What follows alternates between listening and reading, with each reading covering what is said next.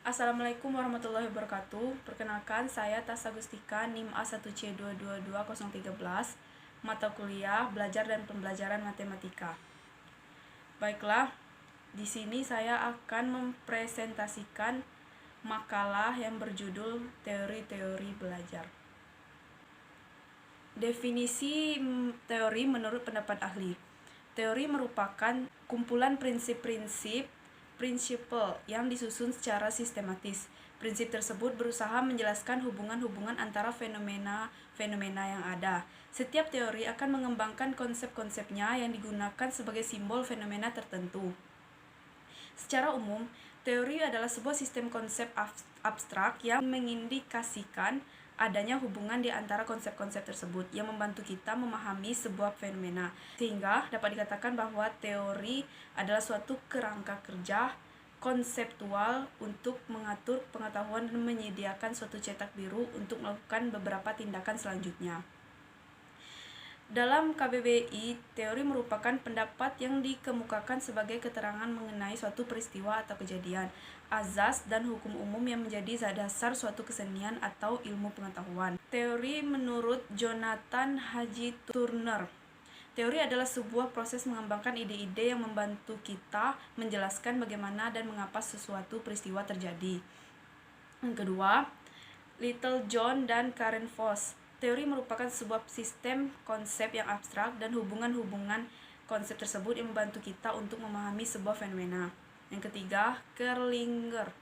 Teori adalah konsep-konsep yang berhubungan satu sama lainnya, yang mengandung suatu pandangan sistematis dari sesuatu fenomena. Yang kelima, menurut Stephens, teori adalah suatu penyataan yang menyebabkan atau mengkarakteristikan beberapa fenomena. Yang keenam, menurut pendapat Fawet, teori adalah suatu deskripsi fenomena tertentu, suatu penjelasan tentang hubungan antar fenomena atau ramalan tentang sebab akibat suatu fenomena pada fenomena yang lain. Yang ketujuh, menurut Travers, teori terdiri dari generalisasi yang dimaksudkan untuk menjelaskan dan memprediksi sebuah fenomena. Yang kedelapan, menurut Emory Cover, teori merupakan suatu kumpulan konsep, definisi, proposisi, dan variabel yang berkaitan satu sama lain secara sistematis dan telah digeneralisasikan.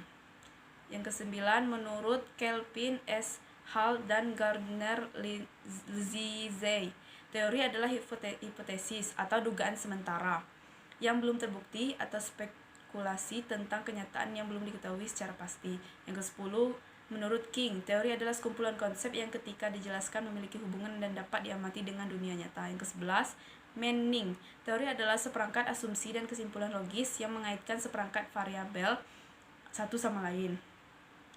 B. Kebutuhan akan teori. Yang pertama, teori merupakan alat untuk mengorganisasikan pemahaman kita mengenai sesuatu hal.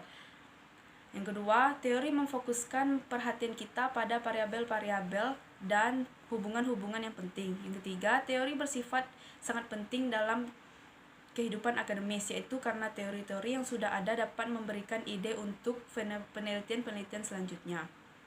C. Fungsi-fungsi teori. Yang pertama, membuat penemuan menjadi sistematis. Sesuatu teori dapat digunakan untuk membuat penemuan menjadi sistematis dan memberi arti pada hal-hal yang kelihatannya tidak ada hubungan. Yang kedua, melahirkan hipotesis. Suatu teori dapat melahirkan hipotesis, yaitu dengan cara menyampaikan kepada peneliti letak jawaban atau pertanyaan dari suatu penelitian. Yang ketiga, membuat prediksi. Suatu teori juga dapat membuat prediksi, yaitu dapat memperkirakan sesuatu. Yang keempat, memberikan penjelasan sesuatu teori digunakan untuk menjelaskan sesuatu. Fungsi teori dalam hal ini ialah untuk menjawab apa, mengapa, dan bagaimana sesuatu itu terjadi. D. Konstruksi teori. Ada dua metode, yaitu metode deduktif dan metode induktif. Deduktif membangun suatu teori dari atas ke bawah atau umum ke khusus, merupakan prosedur yang berpangkal pada peristiwa umum yang kebenarannya telah diketahui atau diyakini, dan berakhir pada suatu kesimpulan dan pengetahuan baru yang bersifat lebih khusus. Yang kedua, induktif membangun teori dari bawah ke atas atau dari khusus ke umum. Pendekatan induktif merupakan prosedur yang berpangkal dari peristiwa khusus sebagai hasil pengamatan empirik dan berakhir pada suatu kesimpulan atau pengetahuan baru yang bersifat umum. Baiklah, sekian dari saya. Saya akhiri. Wassalamualaikum warahmatullahi wabarakatuh. Terima kasih.